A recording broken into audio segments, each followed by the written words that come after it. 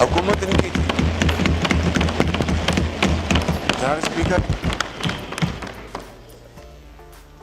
पाए हकारत से न सिर्फ मेरी उस पेशकश को ठुकराया गया, बल्कि जो नारे बुलंद हुए इस ऐवान में, वो तारीख़ में हमेशा स्याहबाब में याद रखे जाएंगे।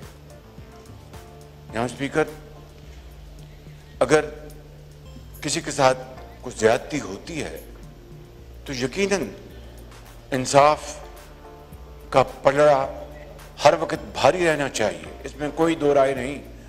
चाहे कोई सियासी लीडर है या ज़िंदगी के किसी भी शोबे से उसका ताल्लुक़ है। जनाब स्पीकर, जब अगला साल आया, मैंने फिर दोबारा पेशकश की अपनी जो तकरीर थी बजट के हवाले से, आए दोबारा बैठ के बात करते हैं।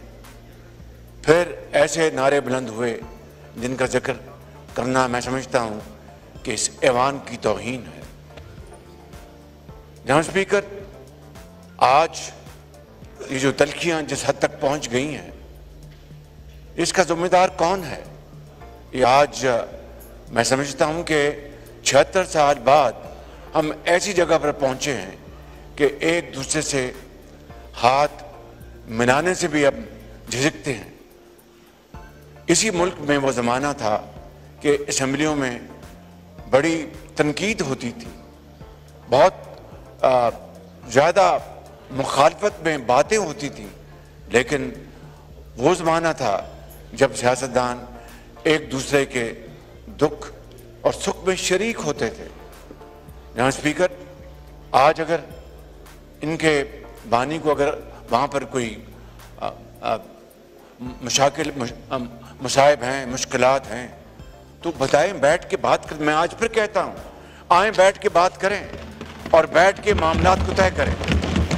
मैंने जो मोहतरम अली मोहम्मद साहब ने अपनी जज्बाती तकरीर में जो जिन बातों का जिक्र किया, काश वो ये भी जिक्र कर देते कि जिस दिन मेरी वालदा मोहतरमा का इंतकाल हुआ, मैं जेल में था और मैंने जनाब स्पीकर सुब्रन को कहा कि आज तारीख है, मेरी वालदा का इंतकाल, वो लंदन में है, उनकी वहाँ से मेद आनी है, तो मुझे आज मैं दरख्वास्त लिख देता हूँ, मुझे आज आप छुट्टी दे दो। उनके लिए मुमकिन नहीं है, ऑर्डर आया कि आपको जाना है, लेकिन आप जाएंगे, हाजिरी लगा के आ जाएंगे। मैं चला गया और वही गाड़ी, मैं यहाँ पर अपनी ज़ाती तकालीफ का नहीं रोना चाहता। इनको पता है कि वो जो ख़तरनाक कैदियों की गाड़ी मुझे क्यों दी गई थी कि मेरी कमर को मुकम्मल तौर पर उसको ज़ोफ़ पहुँचे। जनाब स्पीकर, मैं भी कैंसर सर्वाइवर हूँ, मैंने तो कभी जेल में इसका रोना नहीं हुआ है। मैं गया वहाँ पर, मैं गया वहाँ पर, अदालत में गया। मेरा ख्याल था कि वो जज साहब कहेंगे कि आपकी वालदा का इंतकाल हुआ, आप क्यों आए हैं, हमें आप चले जाएं वापस। हम खामोश रहे, बैठे रहे। हमारे लॉयर उठे, उन्होंने कहा जी कि आज अगर आप इजाज़त देते तो। उनके नहीं नहीं नहीं नहीं, मैंने आज बुलाए में विटनेस, हर सूरत बयान रिकॉर्ड होगा। जनाब स्पीकर, मैं आपको अर्ज़ करना चाहता हूँ कि बात बहुत लंबी हो जाएगी।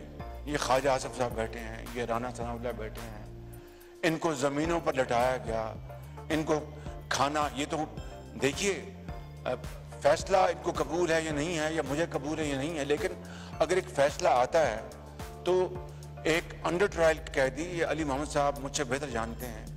मज़ीद हालात हाज़रा से बाखबर रहने के लिए हमारे चैनल आई पॉइंट टीवी को सब्सक्राइब करें।